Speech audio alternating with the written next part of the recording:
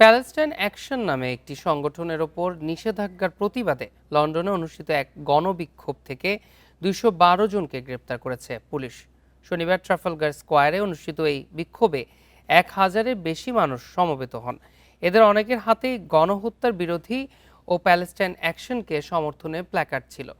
Metropolitan police জানিয়েছে, একটি নিষিদ্ধ সংগঠনের সমর্থন জানানোর অভিযোগে তাদেরকে গ্রেপ্তার করা হয়েছে।